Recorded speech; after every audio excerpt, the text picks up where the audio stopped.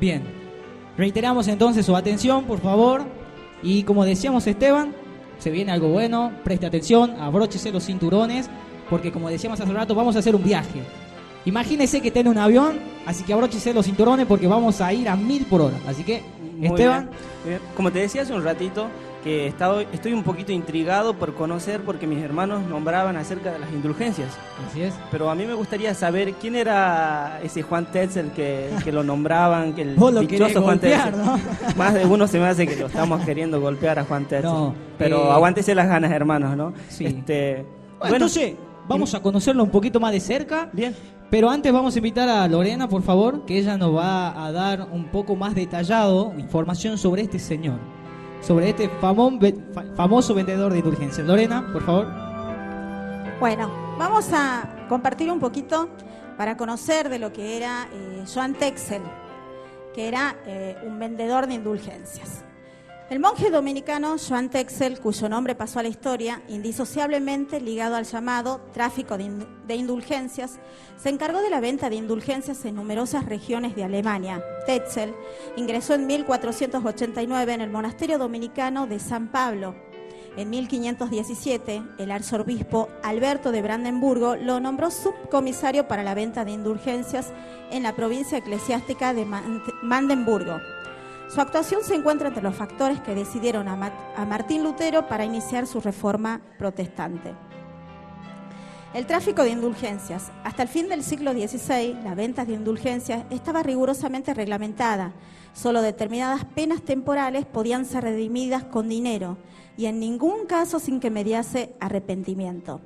Pero debido a la creciente necesidad de fondos del Papa León X, que necesitaba cada vez más dinero para hacer frente a los costos de la construcción de la Basílica de San Pedro en Roma, comisionó a la banca Fugger de organizar el comercio de las indulgencias como si fuese su salvador. Tetzel ascendía al púlpito y alababa las indulgencias como el más precioso don de Dios. La mitad del resultado de la venta se destinaba a la construcción de la Basílica de San Pedro en Roma. El resto a ser dividido entre el arzobispo Alberto de Brandenburgo y otros intervinientes. En efecto, el arzobispo estaba a su vez fuertemente endeudado con la poderosa familia Fugger, que había financiado su ascensión a la sede del obispado de Maguncia, pese a que ello era eventualmente objetable desde la perspectiva del derecho canónico. Una parte de los resultados de la venta debía utilizarse para desinteresar tal acreedor. Tetzel, quien al origen era un predicador estimado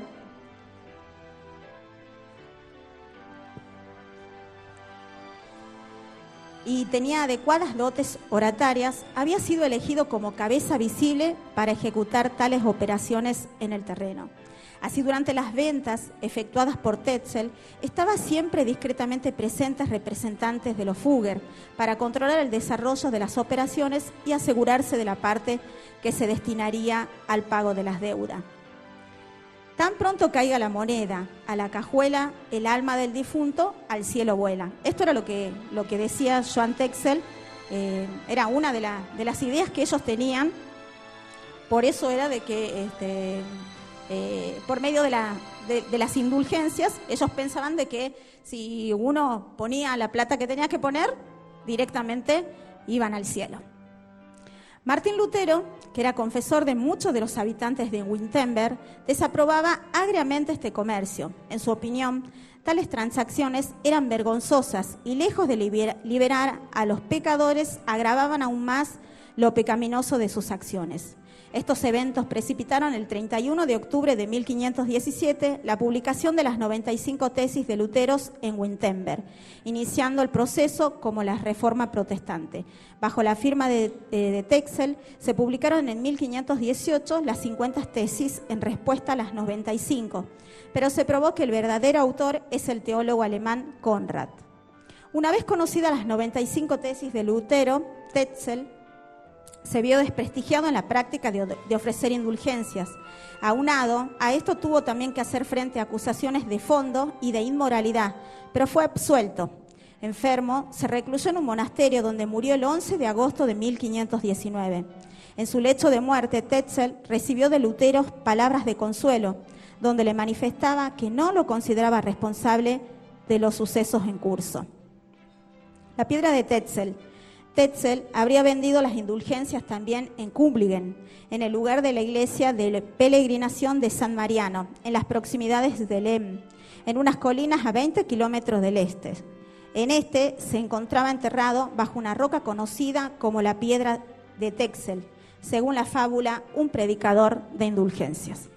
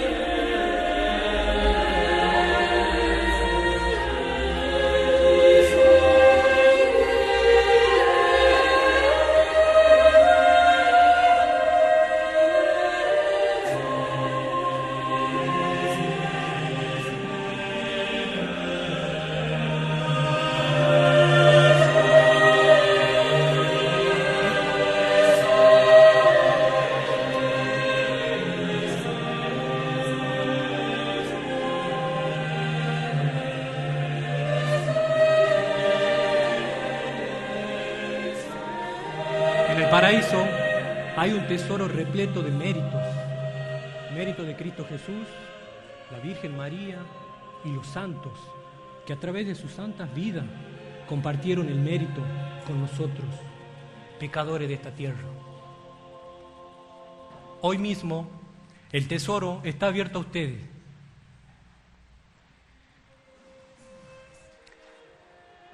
¿No escuchan sus voces?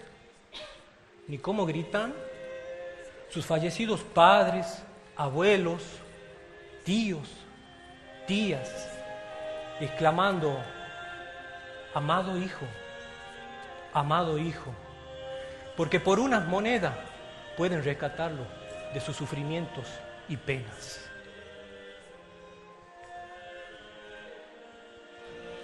Escuchen, presten atención.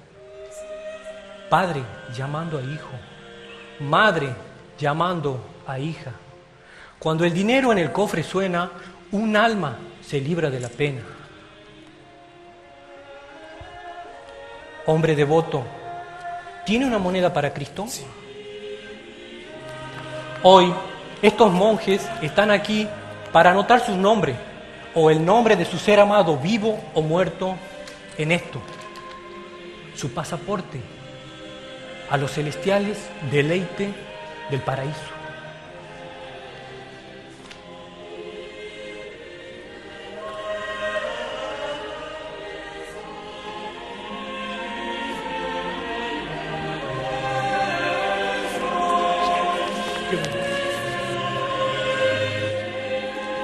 Las 95 tesis de Martín Lutero. El cuestionamiento al poder y eficacia de las indulgencias de Martín Lutero, más conocida como las 95 tesis, fue una carta de dirigida a la Iglesia de Roma, en la que desacreditaba la doctrina papal sobre las indulgencias.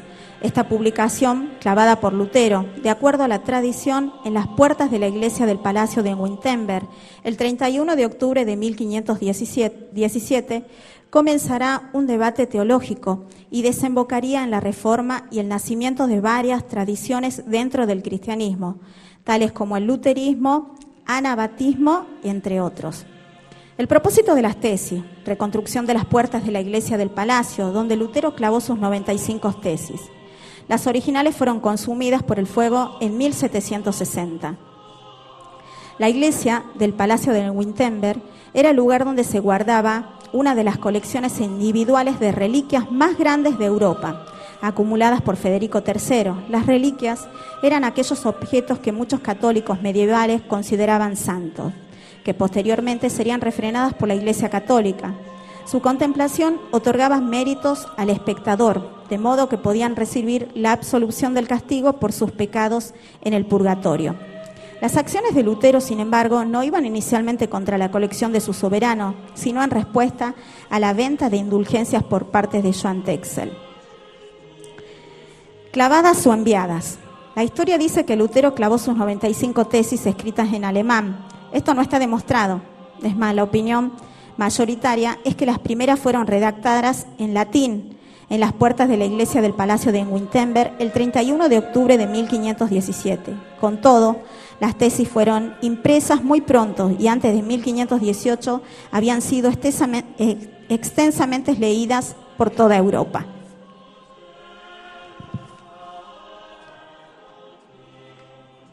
Redacción de las 95 tesis. Lutero redactó sus 95 tesis como soporte para un debate teórico, una disputa teológica, práctica, corriente en la época. Tras ser impresas en gran cantidad y ampliamente difundidas, las tesis tuvieron gran resonancia, pero las autoridades religiosas vacilaron, sin embargo, en condenar a Lutero.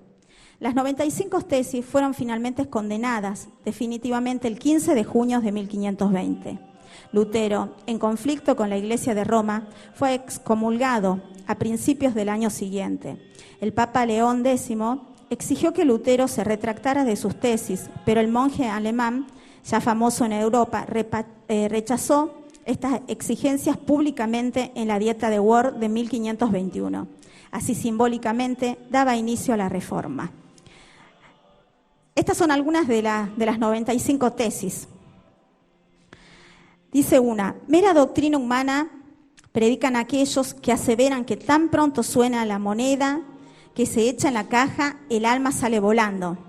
Cierto es que cuando al titinear la moneda cae en la caja, el lucro y la avaricia pueden ir en aumento, mas la intersección de la Iglesia depende solo de la voluntad de Dios. Otra decía: vana es la confianza en la salvación por medio de una carta de indulgencias, aunque el comisario y hasta el mismo Papa pusieran su misma alma como prenda. Ofrenda sea la palabra de Dios, cuando en un mismo sermón se dedican tanto o más tiempo a las indulgencias que a ellas. Estas son algunas de las 95 tesis que clavó Lutero. Si usted quiere averiguar un poquito más, que la verdad, yo mientras elegía algunas, era increíble lo que este hombre pudo hacer en ese tiempo. Y de hecho, a mí me llamaba mucho la atención porque muchos de esto, de lo que él hablaba, es algo que se vive hoy cotidianamente. Así que si a usted quiere aprender un poquito más, le invito a que pueda ver esto de las 95 tesis y seguramente el Señor le va a bendecir por medio de ellos.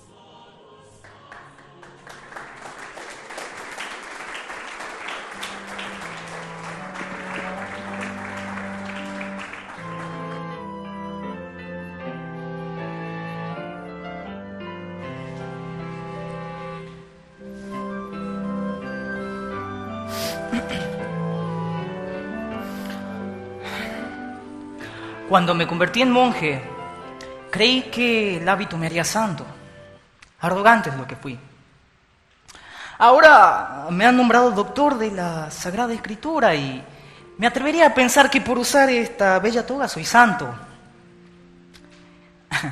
Dios ha hablado por la boca de un asno y tal vez está por hacerlo otra vez, pero les diré en realidad en lo que creo. ¿Quién ha viajado a Roma? Ajá. ¿Y compraste una indulgencia? Yo sí. Por un florín de plata liberé a mi abuelo del purgatorio. Por el doble salvaría a la abuela y al tío Marcus, pero no tenía fondos, así que se quedarán ahí. Siguiendo la historia, los padres me aseguraron que por mirar reliquias sagradas acortaría mi tiempo en el purgatorio. Por suerte, Roma tenía suficientes clavos de la Santa Cruz como para herrar 1000 caballos. Pero hay otras reliquias en otros lugares cristianos. 18 de 12 apóstoles están sepultados en España. Hasta aquí en Wittenberg tenemos lo mejor de lo mejor. Pan de la última cena, leches de los senos de la Virgen. Hasta una espina que atravesó la frente de Cristo en el Calvario. Todas auténticas reliquias sagradas.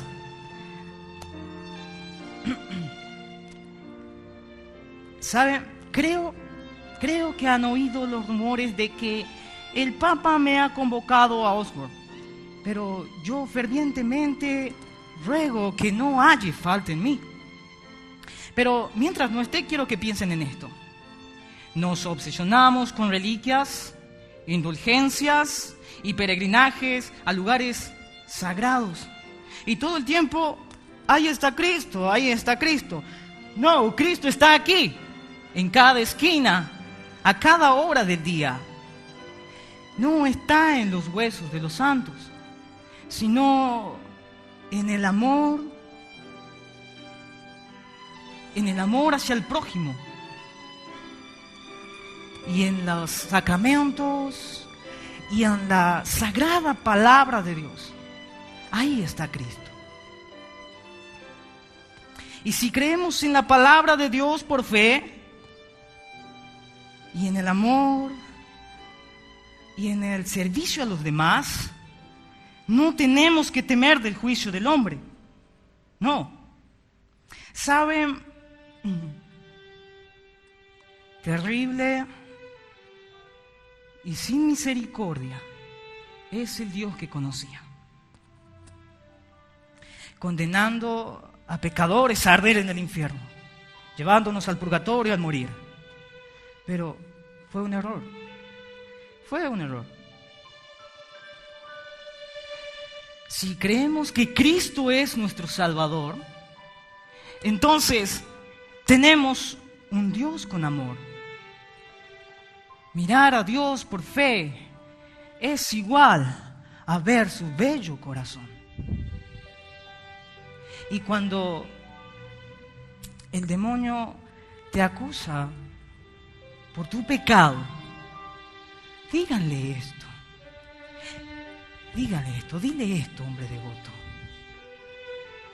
Yo sé que merezco el infierno y la condenación. Pero, y que pues alguien también sufrió y murió por mis pecados. Y su nombre es Jesucristo, Hijo de Dios. Y donde Él esté, yo también estaré. Así que entonces no necesitas hacer nada para salvarte.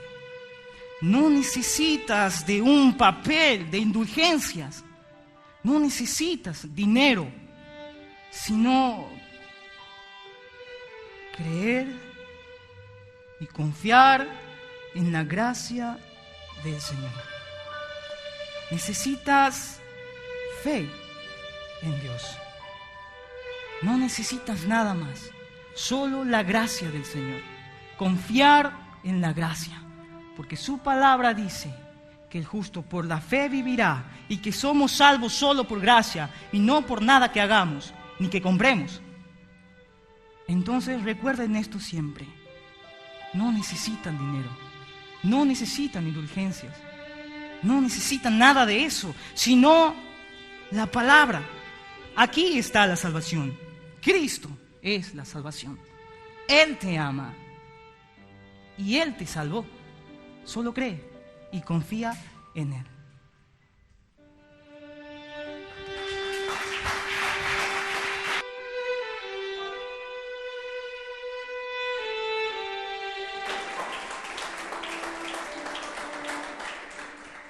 Qué lindo, hermanos, ¿no? Lo que nos ha compartido Martín Lutero del año 2016. Es algo muy lindo, ¿no? Y bueno, vamos a continuar con el programa. Ahora le voy a invitar a nuestro pastor Juan Reina para que nos hable acerca de la dieta de Worms, a la cual tuvo que ser sometido Martín Lutero.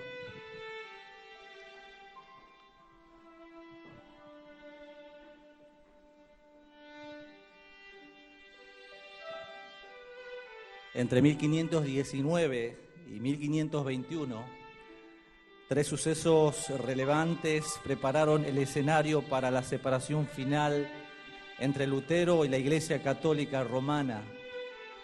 Su debate con Juan Eck en la ciudad de Leipzig en julio de 1519, la publicación de sus obras Carta abierta a la nobleza cristiana y la cautividad babilónica, ambos en 1520, y la respuesta de Roma en 2 bulas papales que le condenaban como hereje y excomulgaban de la Iglesia. Eso implicaban que todos los fieles católicos debían evitarlo y que todos los poderes seculares debían desterrarlo de sus dominios o enviarlos presos a Roma para enfrentar la temida Inquisición. Pero por extraño que parezca, nada de eso ocurrió en ese momento. Lutero continuó enseñando en Wittenberg y atendiendo al resto de sus obligaciones bajo la protección de Federico el Sabio, quien estaba convencido de que no era un hereje.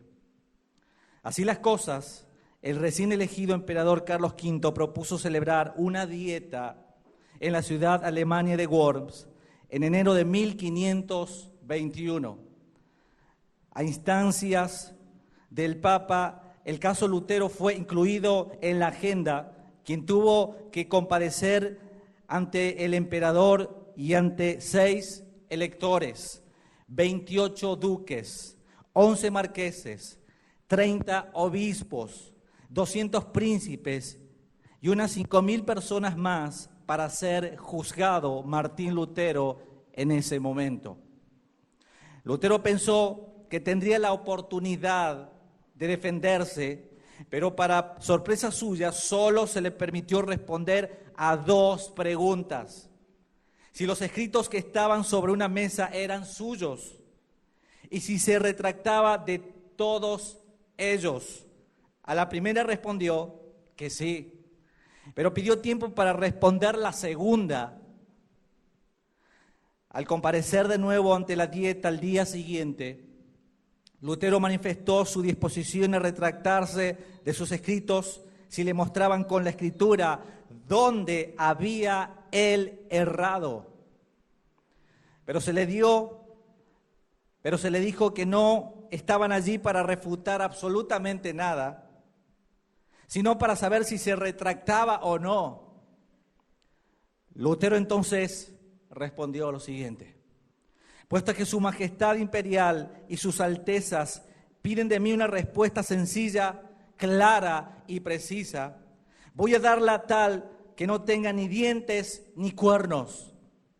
Y de este modo el Papa y los concilios han caído en muchos y muchas veces en graves errores y en muchas contradicciones consigo mismos. Por lo tanto, si no me convence con testimonios sacados de la Sagrada Escritura o con razones evidentes y claras, de manera que quedase convencido y mi conciencia sujeta a esta palabra de Dios, yo no quiero ni puedo retractar absolutamente nada, por no ser bueno ni digno de un cristiano obrar contra lo que dicta su conciencia. Heme aquí. No puedo hacer otra cosa, que Dios me ayude. Es lo que expresó Martín Lutero en ese momento. Así selló Lutero su separación final con la Iglesia Católica Romana. Y una de las frases muy tradicionales y que impacta nuestra vida es, con convicción, mi conciencia está cautiva por la palabra de Dios. Muchas gracias.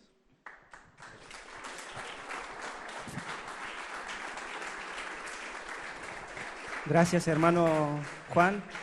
Qué lindo, hermanos, ¿no? Poder en esta noche seguir aprendiendo acerca de lo que fue la Reforma Protestante, ¿no? Aquí lo tengo de vuelta a mi compañero, no sé a dónde se fue, pero se ha perdido una escena de Martín Lutero tremenda recién, no sé dónde estabas. ¿Qué tal? Después te van a pasar el video los chicos, algo tremendo, ¿sí? Tremendo. Hemos vuelto, como vos decías, por unos minutos al siglo XVI. Qué bueno, Así. bueno entonces que los hermanos hayan podido hacer ese viaje, ¿no? Sí, bueno, esa era la sorpresa que le habíamos estado preparando y anunciando durante toda la noche, ¿no? Sí. Pero esto todavía no termina aquí, todavía nos queda seguir aprendiendo un poquito más y nos queda una hermana Vamos más. a presentar entonces a Sí. la siguiente persona que va a exponer en esta noche entonces. Vamos a ver entonces los beneficios de la reforma. ¿Qué consecuencias tuvo, no? Los beneficios de este gran suceso. Así que vamos a invitar a Patricia Cruz, por favor, que ella va a estar compartiendo con nosotros los beneficios de la reforma.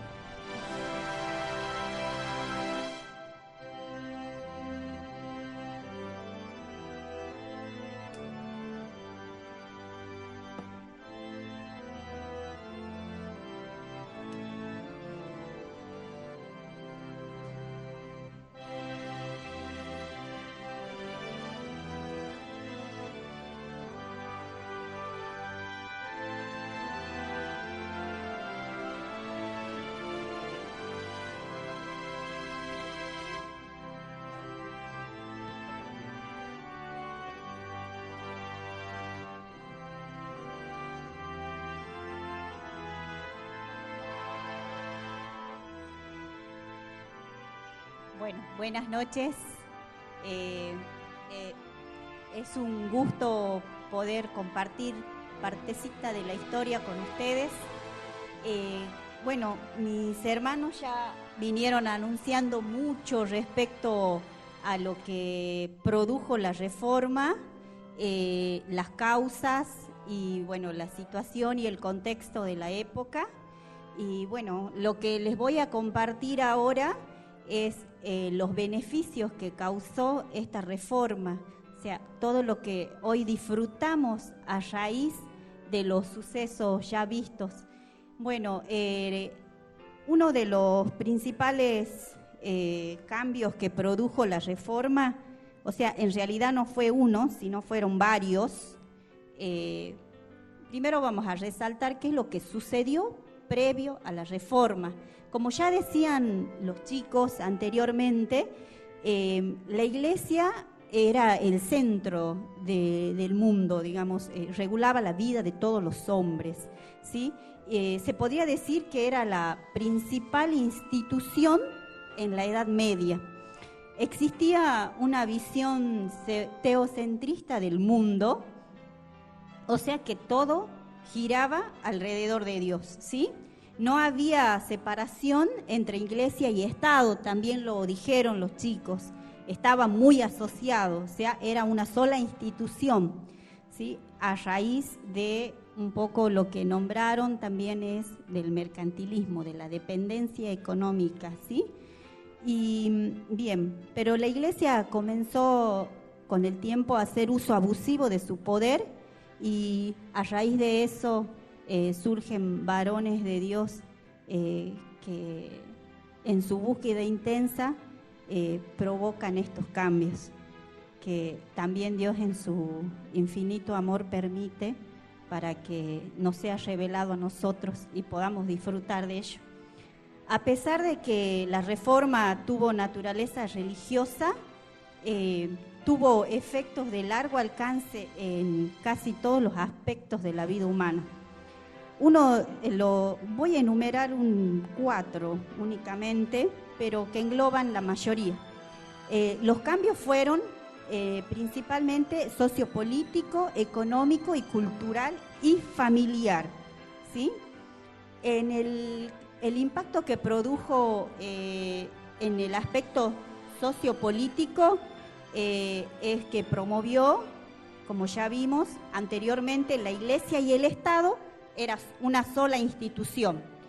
Hoy ya no, después de la reforma ya no, ¿sí?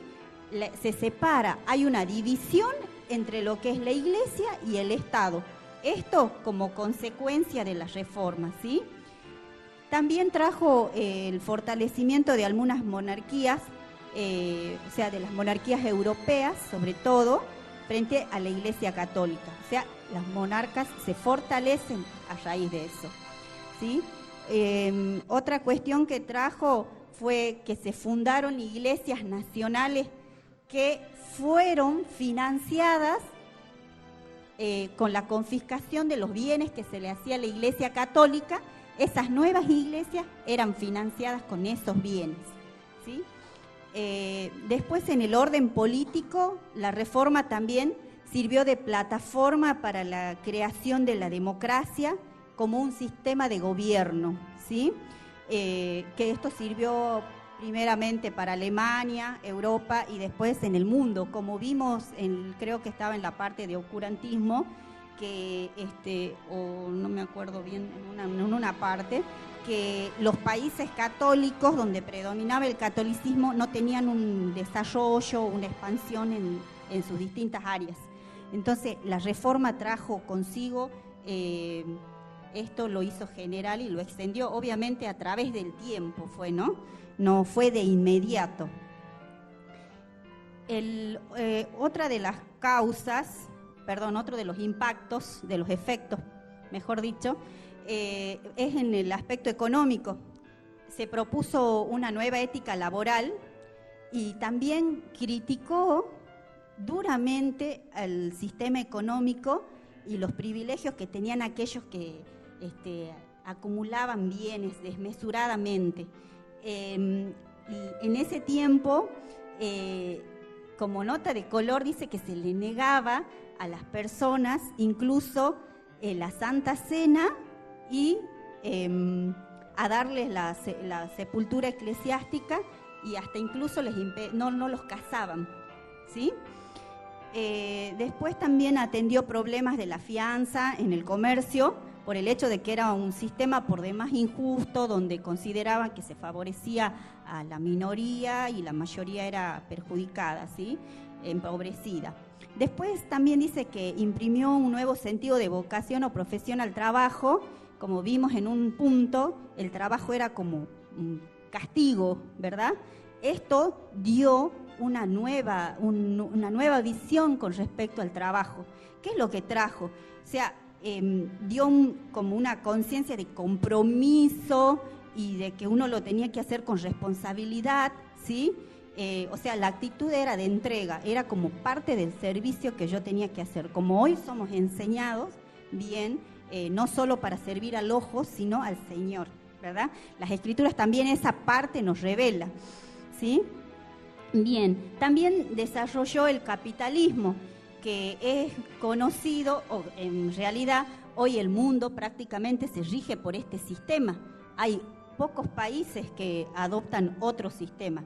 El mundo está regido por el capitalismo. ¿Y qué sería el capitalismo? Así en pequeños rasgos, consiste en que hay una parte privada, o sea, los propietarios de los medios de producción, que son los particulares, los individuos que poseen tierras o bienes de capital. Ellos lo invierten y generan producción y a raíz de eso trabajo. En eso consiste el capitalismo. Casi nuestro mundo está regido en el aspecto económico por el capitalismo, ¿sí? En el aspecto cultural, el impacto que es que al poner énfasis en los aspectos doctrinarios, en lo que sería la sola escritura, como conocemos las 5 solas de la fe, una de ellas era la sola escritura. Al poner énfasis en esto, se vio la necesidad, primeramente en el pueblo alemán, porque el pueblo alemán era prácticamente analfabeto.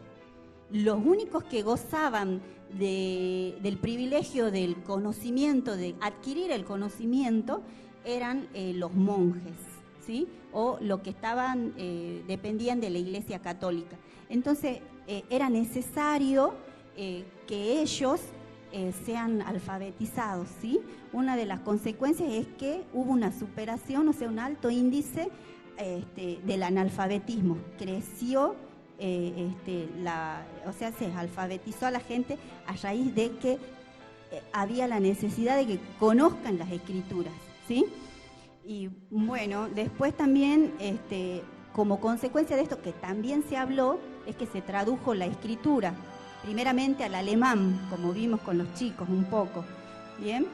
Y también democratizó la enseñanza. Ahí ya hay palabras familiarizadas con nosotros, que vivimos en democracia. Bueno, también democratizó la enseñanza en Alemania, Europa, que solo esto, como dijimos, era privilegio de los que pertenecían a la Iglesia Católica, ¿sí? También impulsó la creación de universidades y otro tipo de escuelas.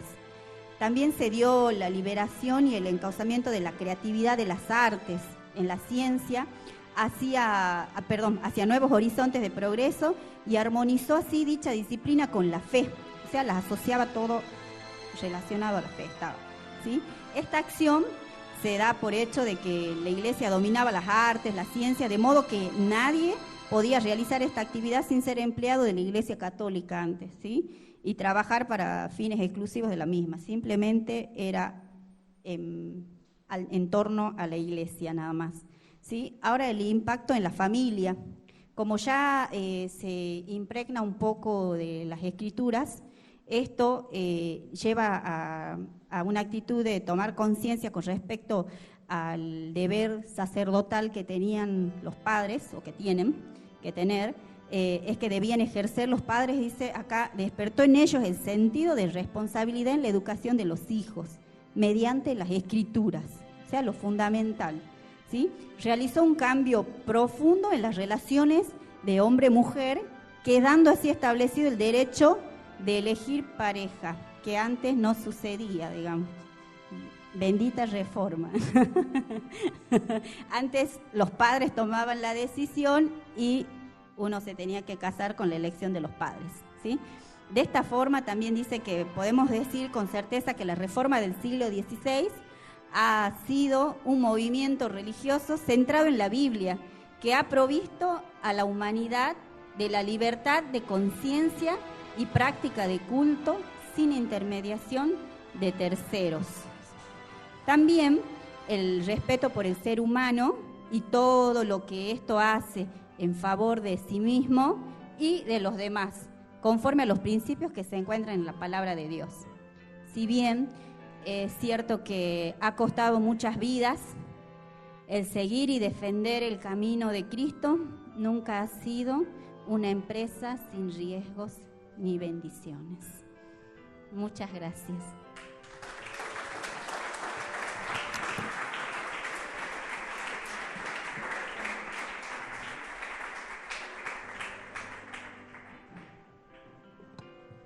Qué lindo, hermanos, ¿no? Seguimos aprendiendo en esta noche. La verdad que ha sido algo muy lindo para mí y para los jóvenes, porque en el afán de preparar todo esto hemos tenido que estudiar, y al estudiar aprendemos, ¿no? Y la verdad que yo he aprendido muchísimo, no sé, vos, Ariel. La verdad que mucho me voy con algo guardado en mi corazón que es parte de mi historia, es parte de mí. Exactamente. Entonces, digamos, ha sido algo, todo esto, no sé, sin palabras, muy lindo. Es algo tremendo. Un Sí. poco, digamos, a los hermanos, a ver, le podemos hacer una evaluación, no sé, ¿qué opinas? Ah, buena idea, para ver si han estado atentos o no, ¿no? No sé. Porque dicen, Bueno, vamos a alentarlo entonces porque esto no termina acá, si bien este es ya lo último del programa, pero esto no termina acá, esto continúa mañana. O sea, Mañana, termina esta noche, pero noche, todavía bien. no termina todo lo que hemos preparado con los jóvenes.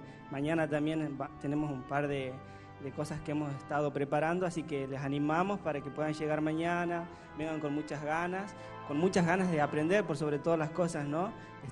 Y como decíamos al principio, que el personaje principal de esta noche no es ni Martín Lutero, ni ningún personaje, ni John Tetzel, ni nadie de ellos, sino la Escritura. Esa Escritura que ha abierto los ojos de Martín Lutero y ha transformado su vida para proclamar a Jesucristo.